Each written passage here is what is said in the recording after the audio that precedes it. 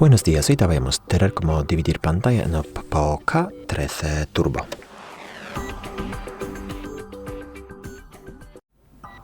Para empezar hay que abrir una de las aplicaciones que tenga esta opción, por ejemplo Fotos, y luego pulsamos esta tecla, es la tecla que abre las aplicaciones en uso.